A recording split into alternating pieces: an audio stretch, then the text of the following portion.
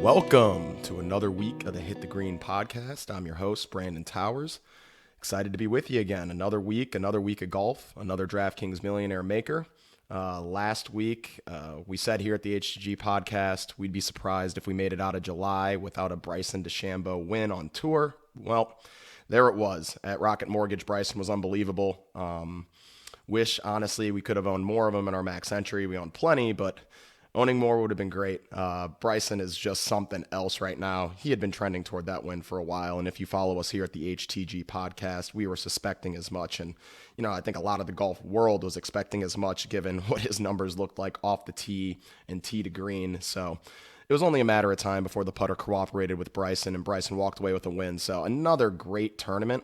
Matthew Wolff really showed what he can do. I mean, going super low with back-to-back 8-under rounds. Unbelievable what that kid can do when he gets hot with the ball striking. The front nine on Sunday was a struggle for him. He really came back on that back nine and probably could have pushed Bryson for that win if he had just held it together a little more on the front nine. But Bryson absolutely deserving. I think he shot rounds of like maybe, 266s, a 67, and a 65. So unbelievable consistency. Again, the guy had been trending toward that win. Another great week of golf, even though it was another very meh week in the Millionaire Maker for us. But man, these tournaments since we've come back have just been unbelievable golf. Aside from the weather delays that we've seen down the stretch of some of these events, I don't think the PGA Tour could have asked for a much better return to play, and especially given that they've had players and caddies test positive for COVID, and we're still able to get these events in, and it looks like we're going to be able to, hopefully, fingers crossed, finish the season as scheduled per the rescheduling. I think the PGA Tour has to be giddy at the prospects of getting this season finished in the capacity that they can and that they're looking to do right now. So yeah, it's another great week of golf. Excited to get into Workday Charity Open this week. Some other things I wanted to recap from last week, and before I do, we're going to get into our smoke of the week. So this week I'm smoking Lowell Farms, and from Lowell Farms I'm smoking Atomic D.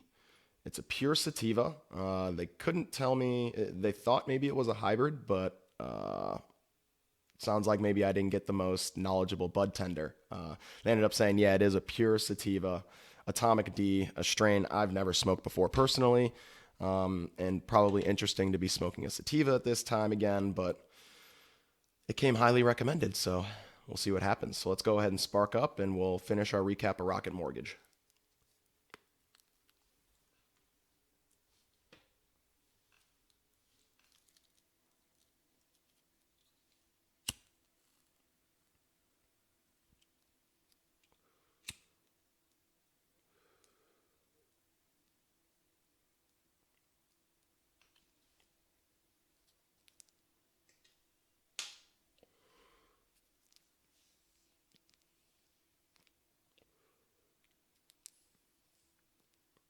We off to the races here?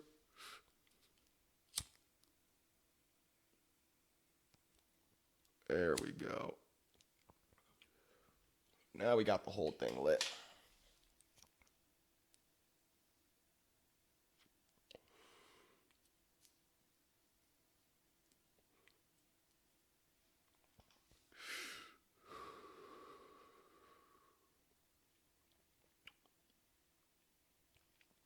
That's very tasty, like extremely tasty. Pretty diesely. Wow. This is going to be a fun time. So continuing our recap, a guy that we've touched on since the first episode of the show, and pretty crazy to see what he's done since the tour's return. Just wanted to touch on Wes Bryan and shout him out again. We're really going to have to start considering playing him, even though the ownership and the price are starting to rise. A T21 again this past week. The irons have been on fire. Still struggles a bit off the tee, but he's able to keep it a little more neutral than he was doing previously when his game kind of fell apart there. So very interesting. We're gonna have to keep an eye on Wes Bryan, a guy who's proven that he can compete on tour when everything's clicking for him. So certainly want to keep an eye on Wes Bryan. And again, good to see him keeping up the good form with the T21 last week at Rocket Mortgage. As far as our Millie Maker plays, we owned far too much Sebastian Munoz and Rory Sabatini. That's really what sunk our lineups this week. We only came back with a third of what we entered this past week, so certainly it's been a couple bad weeks in a row now. So definitely want to get back on the horse this week and turn that around for sure. The player pool last week was very solid. We had all the pieces you needed, and we had lots of pieces that finished in the top 15. Just so many of those lineups were sunk by a Munoz or a Sabatini play. So really needed to hamper those ownerships, those exposures back on Sabatini and on Munoz, and it probably would have been a much, much, much bigger performance. We did get a great solo third out of Kevin Kisner, really came through for us. He was low owned as well, so you love to see that. Hideki really cost us a lot of money with his back nine meltdown on Sunday. We owned plenty of Hideki as the top player in our model last week. He didn't come in, too crazily owned, so I was pretty happy in being able to get over the field on him. After Saturday, it looked like maybe he could have even potentially had a crazy chance with a fire round on Sunday to post maybe a second place, a solo second or a solo third or something like that, and he was kind of on his way on the front nine. And then Hideki absolutely imploded, and that's kind of the volatility we've seen with Hideki. It's interesting because he's such a top tier talent, but he's so volatile, unlike a lot of these other top-notch talents that we see play with such consistency when they're on form. Hideki can go out and shoot 62 one day and then shoot 75 the next, it seems. And we'll talk about that this week because Hideki is going to be a very, very interesting and polarizing, I think, name this week as far as the Workday Charity Open is concerned. But yeah, Rocket Mortgage was not good for us. Definitely some lessons to learn. One solid takeaway is that the player pool was solid. It was really just the exposures that we went ahead and set that hurt us. Just couldn't get any 6 of 6s through with all the right pieces. The lineups with all the right pieces, so to speak, or at least 5 of the 6 right pieces. Only had 5 of the 6 guys make it through the cut. They were mostly finished with a Sabatini or a Munoz, as I mentioned. So definitely some work to do, but really feeling nice about this tournament. And it's interesting how these projected ownerships are shaking out right now. So we'll go ahead and get into it. Right, let's go ahead and get into the Workday Charity Open. I'm going to respark this bad boy, and then we'll start with the course breakdown.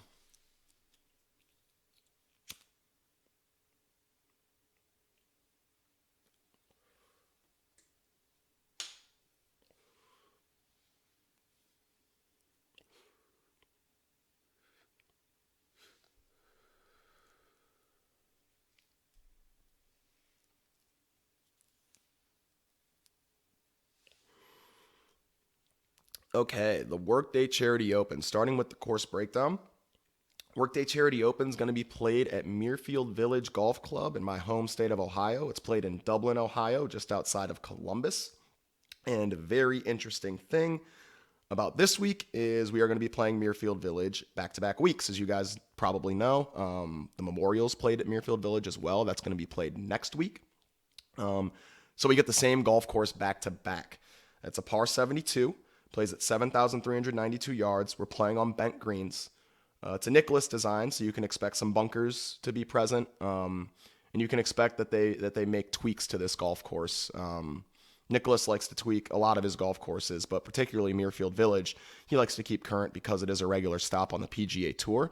So they're constantly lengthening holes, adding bunkers, changing certain features of the golf course to make sure these tour pros are still challenged. And as a matter of fact, I know there were plans at the end after this year's Memorial Tournament to make some pretty major overhauls to the golf course. I wonder if those are still the plans that Jack has for the golf course, given what's going on with COVID-19. But if they were able to, maybe it's a perfect time, right, to make these changes. If they're able to get the grass seeded, or if they're able to get the grass seeded when they want to, when they were planning to, and COVID-19 is not going to stop them from doing that, then yeah, I imagine we see a much different Muirfield Village, or at least not a much different, but a slightly different Muirfield Village Golf Club in the 2021 version of the Memorial Tournament. So in order to make the golf courses, I guess, at least slightly different between this week and next week, they are going to slow down the greens for the Workday Charity Open this week. So the greens this week are going to be running at about an 11 on the stimp meter. The greens next week at the Memorial will be running at about a 13 or so. So that's going to be the major difference we see between this week and next week. They are keeping it at at its traditional par 72 this week for the Workday Charity Open. So the events are really going to be very similar apart from the green speeds. So a unique opportunity for us to, run a course back in back-to-back weeks in a DraftKings setting. So it's going to be a lot of fun these next 2 weeks to see how it pans out, and to see really next week how much the ownership chases the results from this week, as well as how our model is determined based on what we see this week. So I'm very excited for that. As far as course history this week goes, going to lean a little less on it. Of course, if we are looking at course history, we're going to look to the Memorial, which is played on this golf course every year. Patrick Cantlay is your defending champ at the Memorial last year, shot minus 19. The golf course, like I said, is a traditional par 72. So we've got 4 par 5s. We've got 4 par 3s. Most of these par 5s are going to be reachable by the entire field in 2. The 7th, you probably need to be able to bomb it a little bit more. That hole is a double dog leg. It's probably going to take one of the bigger bombers of the golf ball to get home into there. But as far as all the other par 5s are concerned, pretty much everyone in the field is going to be going for them in 2, assuming that they want to take on that risk. And the par 3s all play in that 185 to 200 yard range. We have a couple at the 200 yard mark, and then a couple in that mid 180s mark. So if you're someone that wants to target those approach ranges, I wouldn't blame you. Not something I kept the model very simple this week. As far as correlating stats to success are concerned around Muirfield Village, it's incredibly simple. I don't want to overcomplicate anything this week. We are looking for guys that rack up strokes gained tee to green. We're looking for pure ball strikers, and particularly since we're going to be playing on some slow greens for this event, slower than we'd see for the Memorial next week and slower than we've seen for the Memorial in the past. These guys are just going to have a better opportunity to take runs at their birdie putts, right? It should reduce the instances of 3 putts we see, and it should allow these guys to really give a run at these birdie putts, and potentially even the ones coming downhill a little bit. Maybe they can scare the hole a bit more this week. So we really want to focus on strokes gained tee to green. We want the elite ball strikers in this field. We also want to chase guys that can score on the par 5s. And we also will place a little bit more of an emphasis on strokes gained approach over strokes gained off the tee in the tee to green game, because it has seemed to correlate a little more to success here. You see guys like Jason Duffner, a former winner at this event, a guy who clearly not strong off the tee necessarily, but his irons can get atrociously hot. So those are really the stats we're going to be looking at. It's nothing crazy this week, which I really like. And based on keeping the model so simple this week, there are some ownership projections that we'll get into that don't really make much sense to me. We're going to be able to get some really, really good players at some ownership that's surprisingly low, quite honestly. So excited to get into it. We'll get into our top shelf plays. I'm going to get a little more of this joint smoked because I'm slacking on it. Get a little bit of water. And then we'll start with the players at $10,000 or more in DraftKings salary.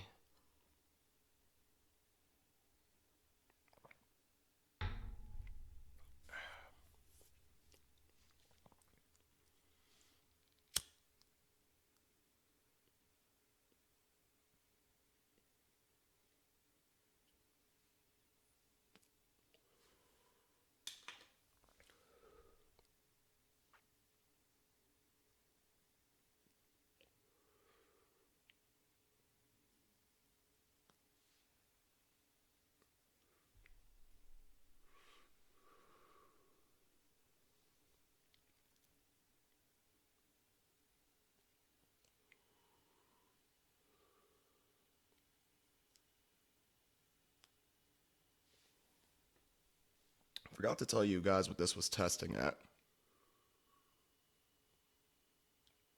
Let's see here. Oh, there it is. 21.46% THC. So we stepped it back a bit this week, just a touch.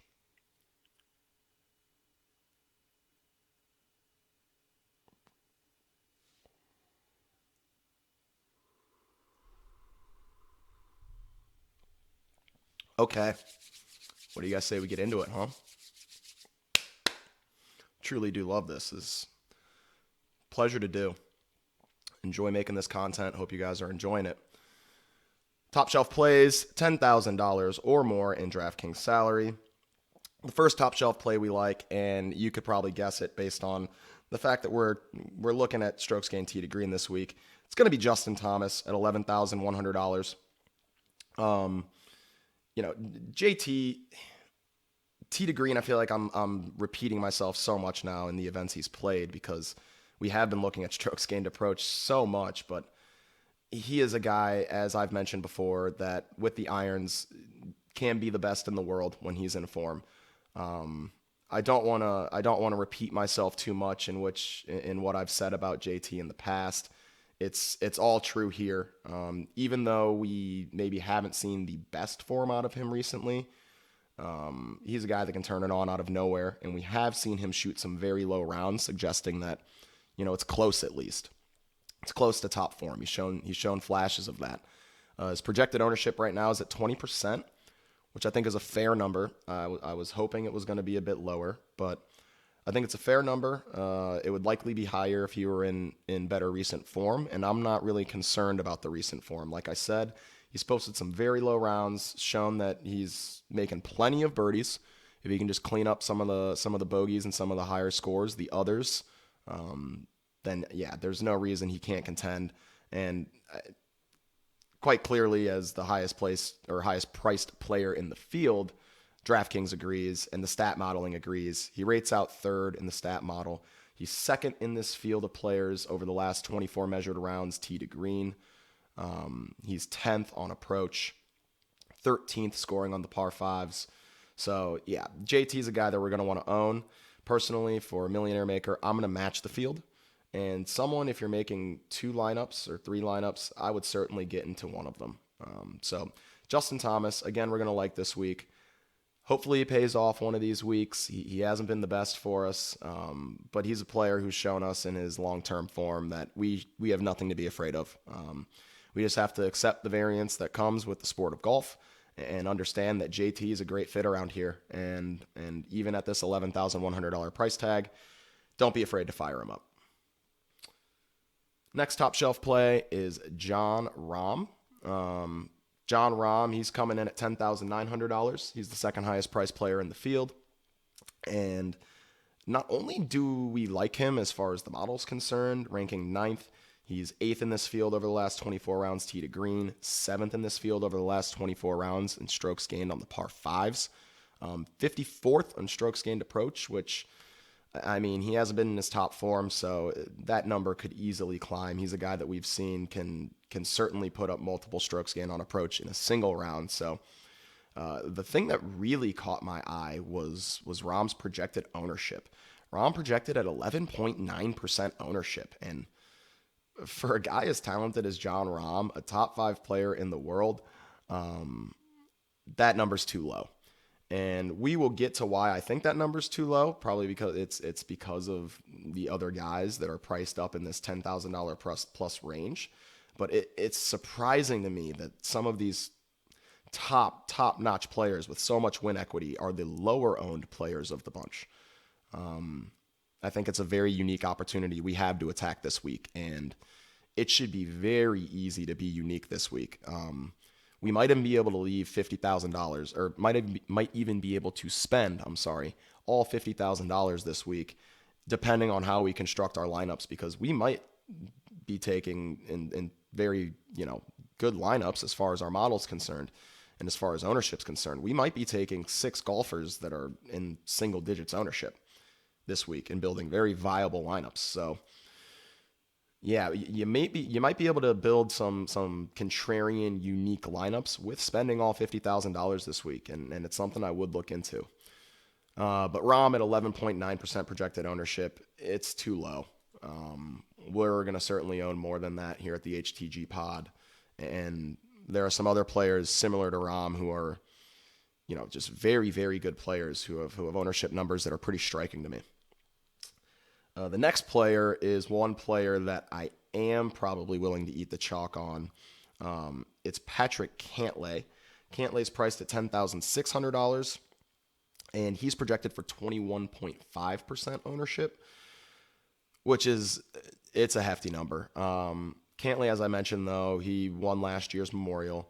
He is, when we talk ball striking, maybe becoming the poster child. I mean, this guy consistently gains tee to green, and he also has a very well-rounded game nowadays, too. So in the very few rounds that he hasn't gained tee to green, he's really been able to pick up the slack elsewhere. So you love to see that out of Cantlay. 21.5%, something that I'm going to want to cancel the field on. And if you are playing a couple of DraftKings lineups this week into the Millionaire Maker, slide Cantlay into one of them. You want to have an out with Cantlay. And what I mean by that is, you want to give yourself at least one lineup, one out, if Cantlay goes out and wins this thing, because he very well could. And at 21.5% ownership, it's right at that number where I'm getting a little uncomfortable, but I'm still willing to pay that price for a guy who did win the Memorial last year, comes in decent form, and is exactly what we want around this golf course. So I like him enough that I'm willing to eat the ownership on Patrick Cantlay at $10,600. The next guy we don't have to eat any ownership on. And it's pretty surprising because he's shown himself to be in decent form recently. And he's a phenomenal player, a class player. It's Brooks Koepka at $10,400. He's projected at 9.6% ownership currently. That's pretty egregious in my opinion. I mean, he doesn't rate out phenomenally in the model, but he comes in 29th. He's 27th in this field over the last 24 measured rounds in stroke gain tee to green. He's 15th in strokes gained on the par fives. I mean, 84th in strokes gained approach, but we know that Brooks, over the last 24 rounds, sort of the back half, the early half of those rounds, he wasn't in good form, right? He just wasn't playing Brooks Koepka golf. He maybe still didn't trust the injury. But now we've seen Brooks starting to round into form, so I really like Brooks at this ownership percentage. I will be well over the field. He carries a lot of win equity in this field, which is a strong field, but not, it's not exceptionally strong. It's not a major championship field by any means. So it's pretty strong at the top, but it gets a little thin there.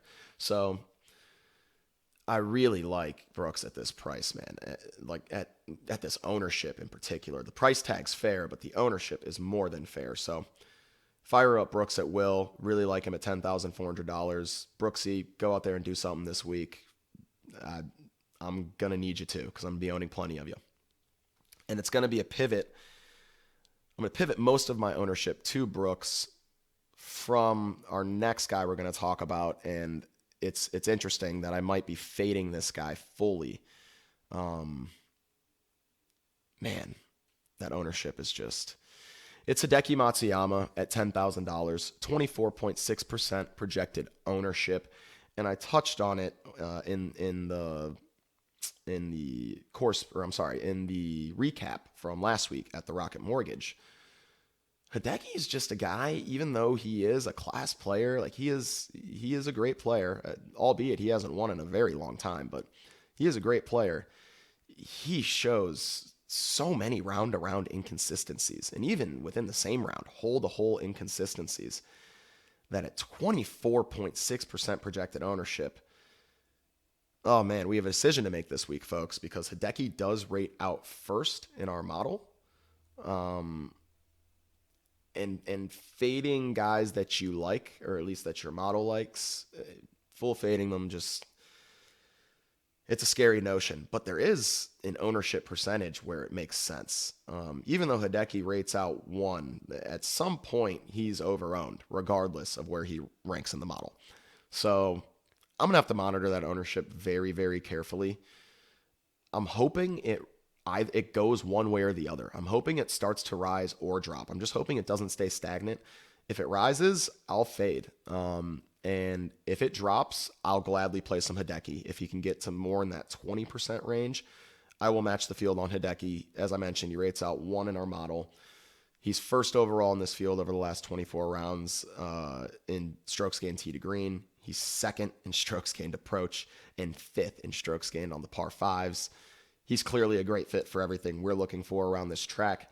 Again, I just mentioned the round-around inconsistencies are wild. So, if you get one really bad Hideki round, particularly on the greens, you might be looking at a miscut.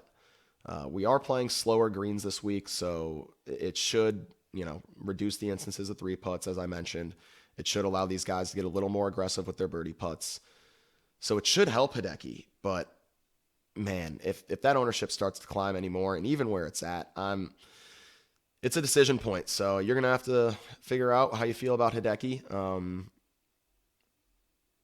Per the model, he's probably underpriced, and man, the ownership is, I think he's overowned, quite honestly. So it's a decision you're going to have to make for yourself. But currently, unless Hideki starts to drop in some ownership, I'll be underweight to the field on Hideki Matsuyama at $10,000. And that's all we have for the top shelf plays for this week. But we have plenty of mid-shelf plays for you to attack. And let me reiterate on those top shelf plays. Rahm and Koepka are where I would really hone in.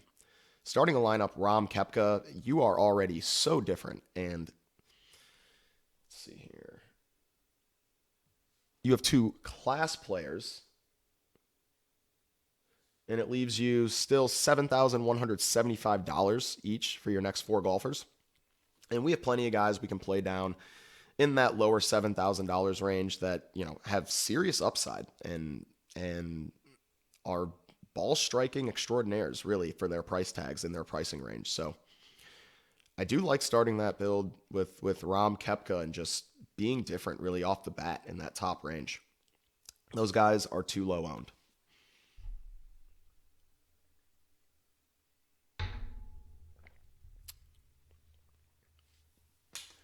We have some similar low-owned guys in the mid-shelf plays too. It's going to be interesting this week, guys. I'm gonna have a lot of ownership to guys that are projected in the low double digits or even the single digits, which it's rare territory for me. So it'll be interesting to see how this pans out this week.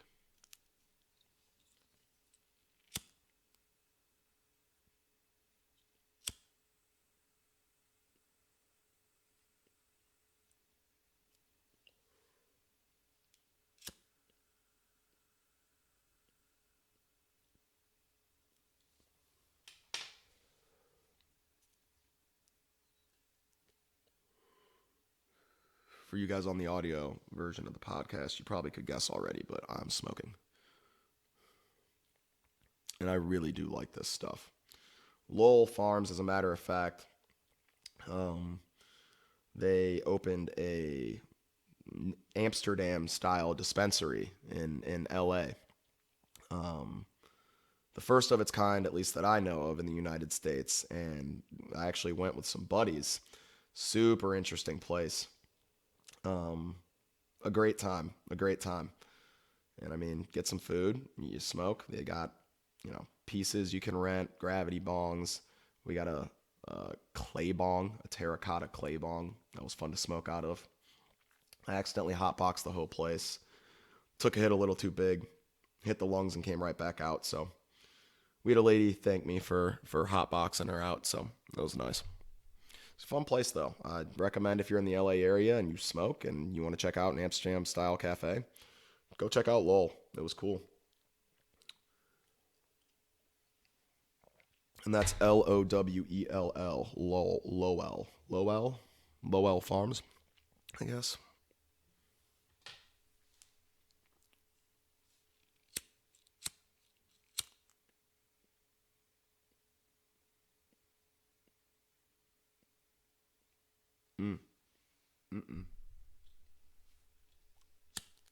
Oh, thought the lighter was dying.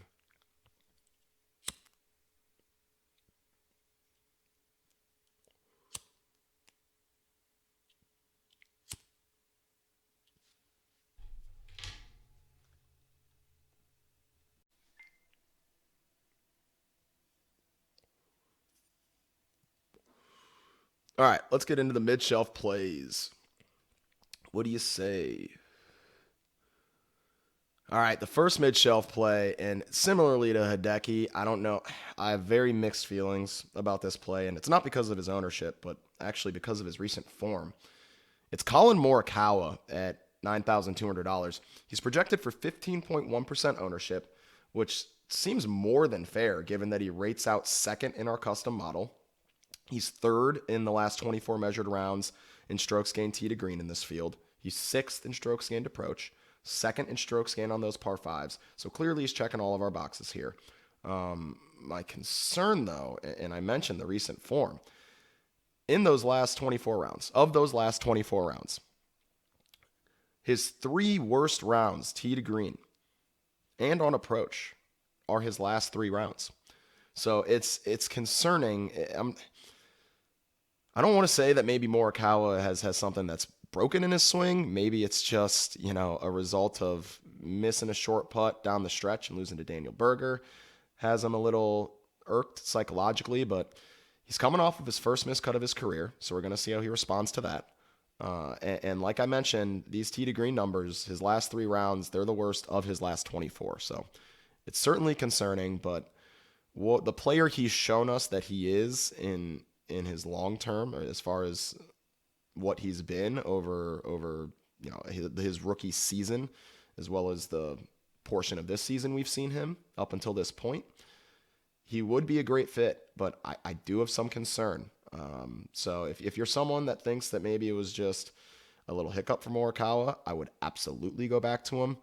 I have a little bit of concern myself, and I'll have to see if I'll be able to match the field at that ownership percentage, because I kind of want to see Morikawa trend back in the right direction first before really going all in on the guy. But he's certainly coming in second in our model, worth mentioning, at $9,200 and at 15.1% ownership. So if you're someone that is a Colin Morikawa truther, then maybe now's the time to buy low and take a shot on the guy. The next player who I will certainly be over the field on, and I think you should play as well, and this projected ownership is crazy to me. Crazy to me.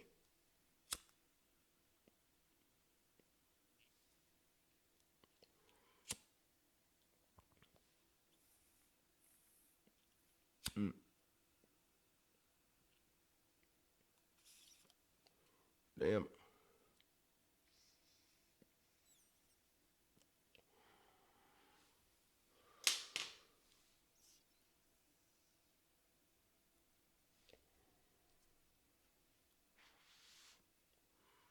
Sorry, guys, wanted to finish that up a bit. But like I mentioned, the ownership on this next player blows my mind. Sungjae Im at $8,900 is projected for 6.1% ownership. That is ridiculous. I'll certainly be over the field. I think he's a guy you could really take a stand on this week, and I wouldn't blame you. He rates 11th in our model. He's 9th in this field over the last 24 rounds in strokes gained tee to green. He's 53rd on approach. Not great, but we know Sungjae has a higher ceiling than that. And he's 20th in strokes gained par to five, or strokes gained on these par fives. So he's a great fit for what we're looking for. He's low owned. The price seems fair.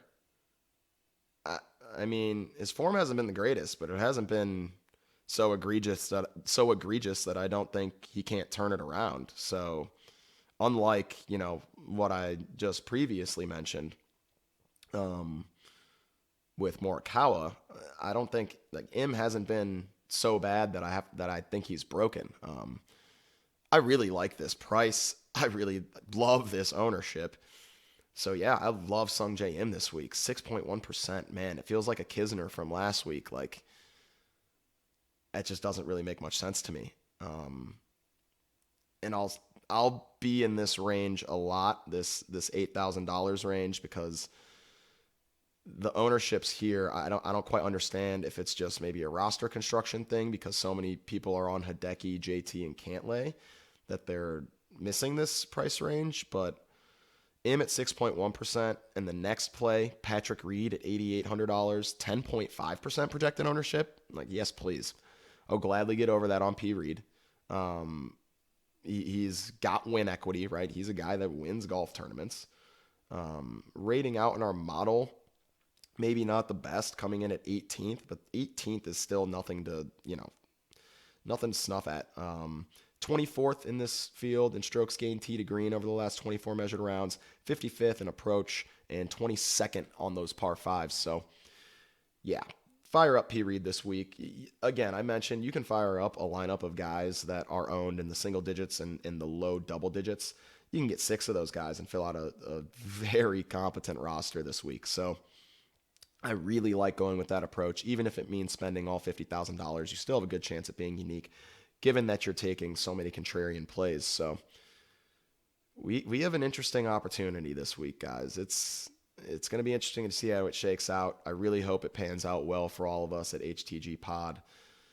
I like a lot of these low-owned plays, man.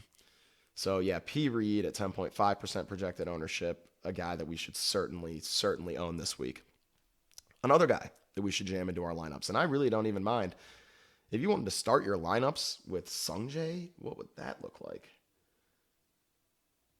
Let's see, if you start your lineup, Sungjae, Reed, and then the next player we're going to talk about, who's Gary Woodland at $8,300, projected for 13.8% ownership. Yes, please. Like I'll take myself some Woodland.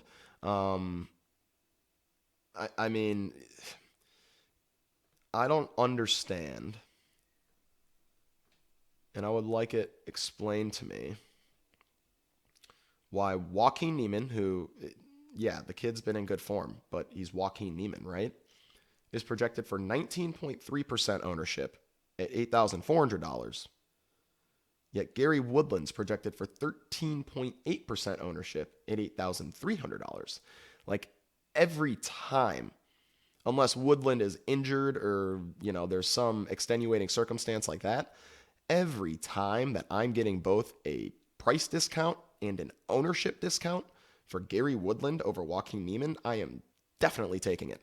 So this week will be no exception. Gary Woodland, someone I'm definitely going to be over the field on if that 13.8% projected ownership holds. I think I'll be well over the field. And I might honestly just fade Niemann and give all that ownership I would give to Niemann to Woodland, because I think Woodland has more upside than Niemann does. And he's just a better player than Niemann is. So even though Niemann comes in phenomenal form, I'm going to lean to Woodland at the ownership discount and the pricing discount on DraftKings. So fire up Gary Woodland this week. I really hope he comes through for us, but even if he doesn't, it's a play that I'd make 100 times out of 100.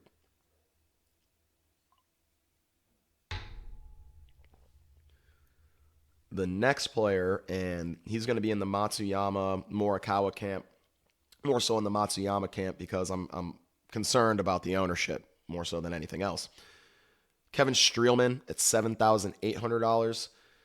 Streelman, per the model, is very underpriced. Streelman ranks, let's see, where did he go?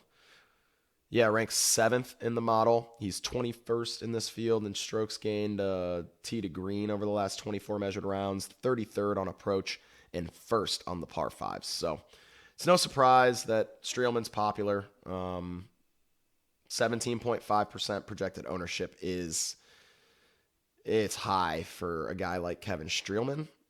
But he is so underpriced. He doesn't even have to, down in this high 7,000s range,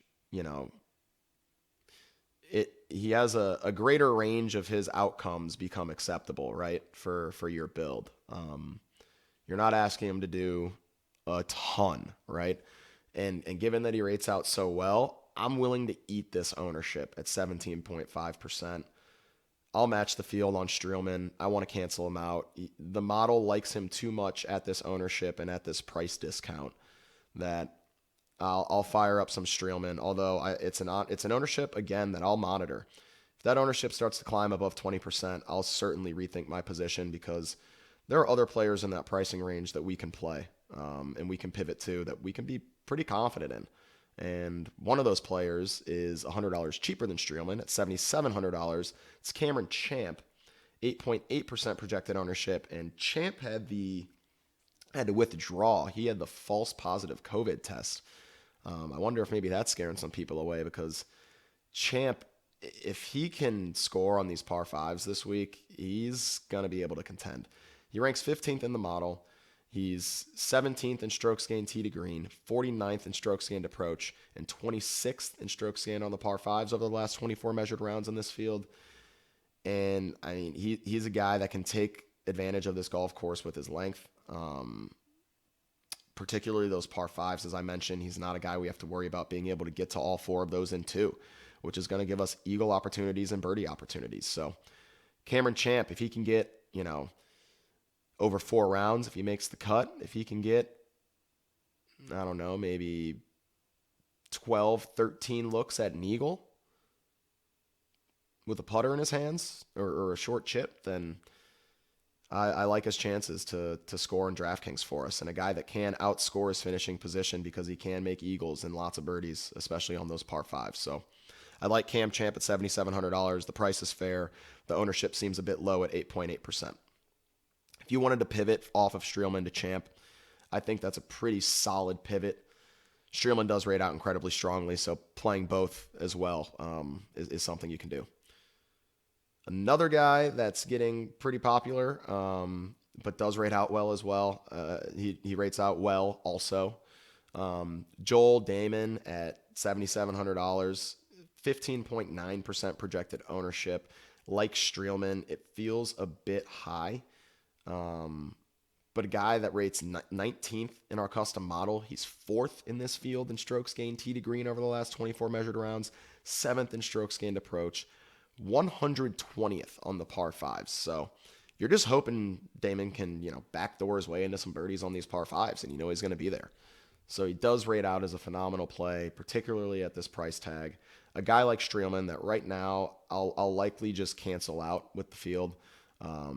So if you want to go ahead and fire him up, if you're playing a few lineups and you're a bucket hat Damon guy, because this guy's got that bucket hat swag, then yeah, go ahead and fire up your guy, right? Fire up the guys you like. 15.9% ownership shouldn't scare you away if you really like Joel Damon. Like if you're like, I like this guy, then fire the guy up. Let's do it. The next player, Kent State Golden Flash alumni, Corey Connors at $7,600, 9.8% projected ownership. Connors just is a great ball striker, right? We know this about Corey Connors. It's what he does. He's a shit putter and a phenomenal ball striker. So that's Corey Connors' MO. Why not fire him up this week when the stimp's running at 11? At 11? I would hope that Corey Connors can figure it out on the greens with it running in at 11. He's 31st in our custom model, rates 16th tee to green, 14th on approach, and 121st in the par 5 ranges. So not great on those par 5s, but again, like Damon, if he can, Joel Damon, sorry, if he can backdoor his way into some birdies on the par 5s, then yeah, Corey Connors can contend this week, particularly if he can make some putts on these slow greens. So do like Connors at $7,600, a guy you do have to, fear every time he steps up to a 3-foot putt all week long, which isn't fun, but he's going to be hitting fairways and greens for the most part. So 9.8% projected ownership seems fair. The last play on the mid shelf is Harold Varner III at $7,500, projected for 14% ownership. And, the ownership projection sort of came in check for Varner. The price hasn't really moved up for him. So let's go ahead and take a shot on HV3 this week. He's obviously been striking the ball extremely well. He rates 12th in the custom model, 7th in strokes gained tee to green, 5th in strokes gained approach, 85th in strokes gained on the par 5s in the last 24 measured rounds in this field. Again, like the players I just mentioned, if he can get some birdies on these par 5s, and he's a player that can even make some eagles, he's a guy that can certainly pay off this price tag this week. We need him to we probably want him to top 15, maybe top 10, depending on how many birdies he's able to make this week in order to pay off this price tag in a millionaire maker situation. And he's a guy that can do that, ranking 12th in the model. And 14% seems about fair for HV3. So this week I can get on board with paying the ownership for HV3. The price is still fair. They really haven't hiked it up anything ridiculous. Being priced with Corey Connors makes sense. So I like HV3 at $7,500 this week. And then we will get into our swag bag plays, sub $7,500. We need to come back on the swag bag plays this week because our swag bag plays last week did not pay off whatsoever. So see if we can hit some this week. And we've got a couple bombs. They're pretty low owned. It doesn't look like anyone's really owning these players that are way down here in the pricing range. So it's interesting to see where the builds are going. As far as balanced versus stars and scrubs and what price ranges people are landing in for their golfers.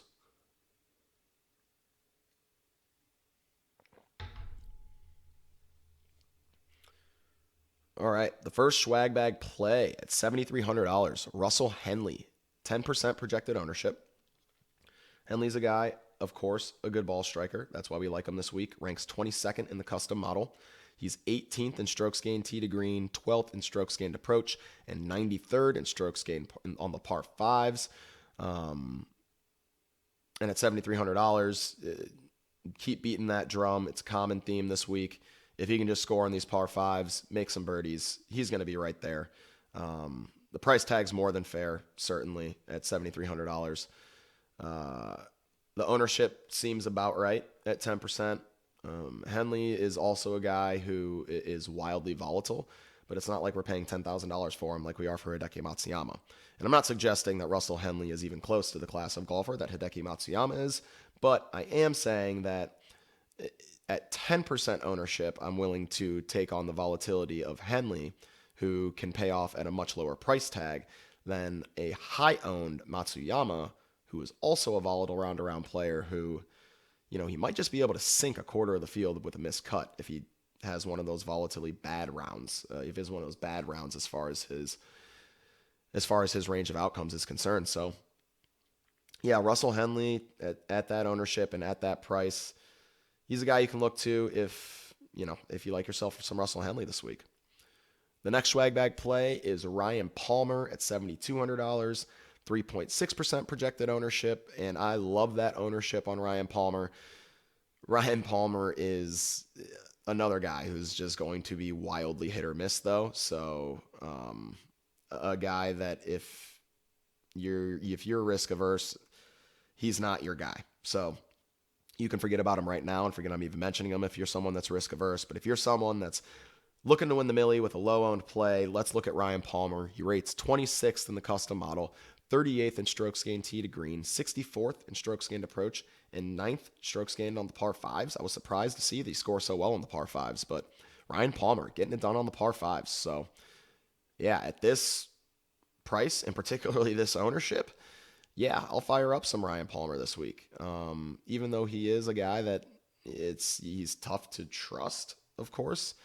At this ownership, man, if he can just have a good showing this week, his game is built to perform well.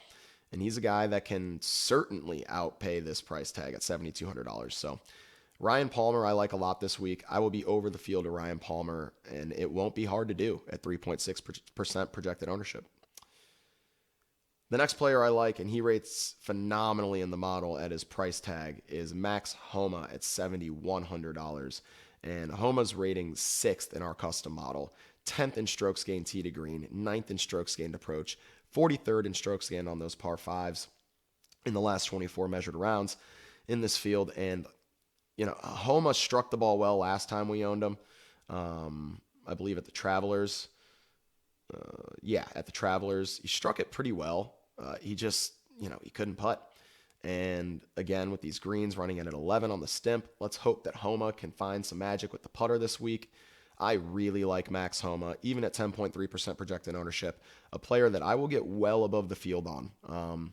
Feel good about Homa this week. Hopefully he can back it up with a good performance. The next player I like in the swag bag and the last player in the $7,000 range is Luke List at 3.3% projected ownership. You remember List won the Corn Ferry Tour event a few weeks back. So clearly he's in some decent form post-COVID layoff. List rates out 16th in our custom model, 25th in strokes gained tee to green, 45th strokes gained approach, and 28th in strokes gained on the par 5s over the last 24 measured rounds. And rating out 16th in the custom model and having those numbers in this field at this price tag and this ownership, List is hard to ignore. Another guy that struggles with the putter at times, but again, with these greens, hopefully we see the putting sort of neutralized this week. So Luke List at $7,000, a guy that I'll be over the field on for sure. A guy, if you're playing a couple of lineups, it's probably pretty hard to get there, but if you just find yourself in this pricing range, go ahead and stuff in List, even if it means using all $50,000. As long as you can make the rest of your lineup unique, as I mentioned, with some low-owned plays, then I like finishing the lineup off with List if you just find yourself in this pricing range. Another guy who I feel similarly about is Charlie Hoffman at $6,900. And Chuck Hoffman, oh man, he's a guy who just seemingly, I feel like, is always right around the cut line and then blows it in the last couple holes. It's pretty crazy. But he rates out 14th in our custom model. 36th in strokes gained tee to green, 22nd in strokes gained approach, and 21st in strokes gained on the par 5s in the last 24 measured rounds in this field. And he just has these wild swing rounds. Like, for example, this final round at the Travelers on Sunday, he lost 2.8 strokes tee to green. Round 3 on Saturday, he gained 3.1. So it's just which Chuck Hoffman's going to show up in any given round.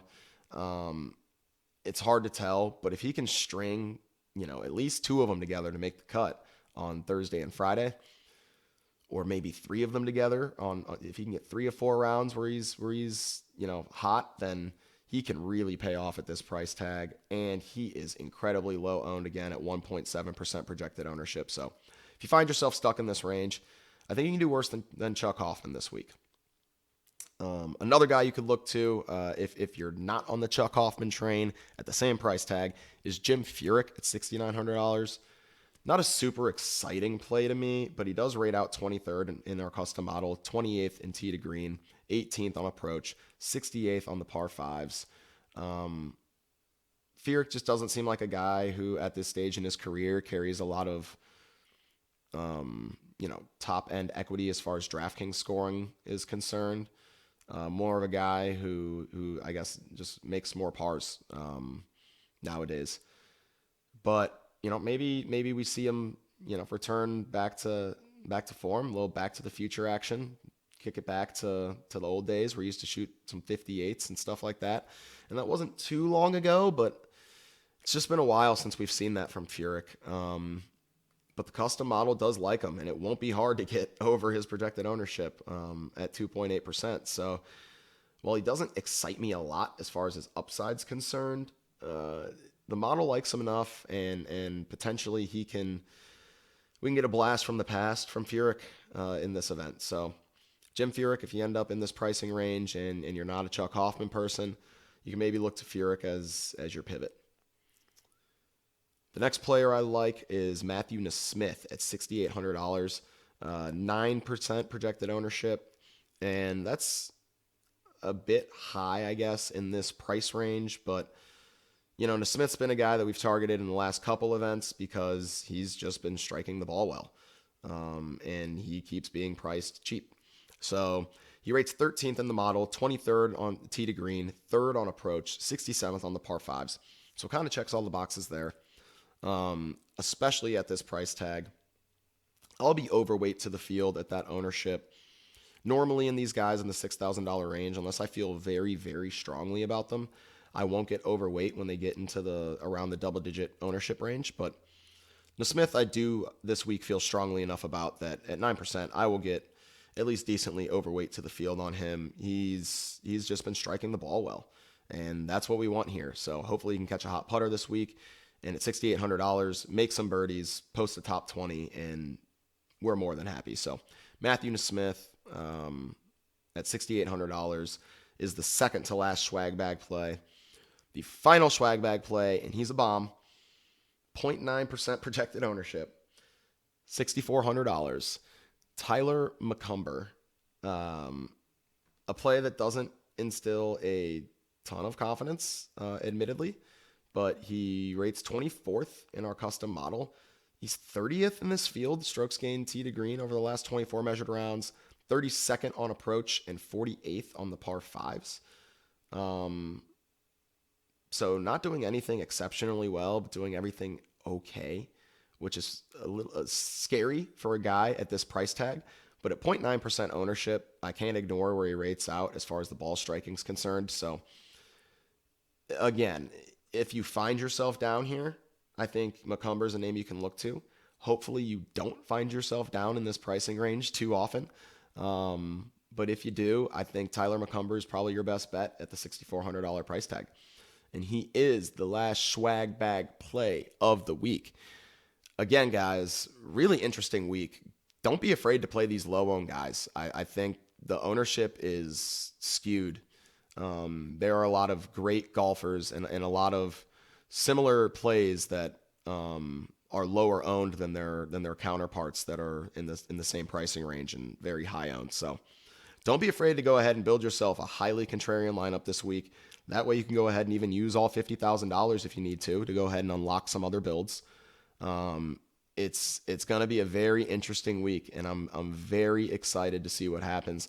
Really like the ownerships again on Rahm, Koepka, M, Reed, Woodland.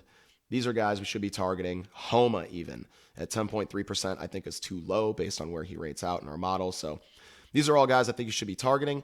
I hope we have an awesome week this week. Go ahead and check out htgpod.com. That's where we'll be posting our episodes. Sorry I didn't get any articles up last week. It's been pretty hectic last couple of weeks, but I'll be sure to get some articles up this week for you. We're in my home state this week. If you can see, I'm repping my Browns gear. I got the Browns bandana on. Here we go, Brownies.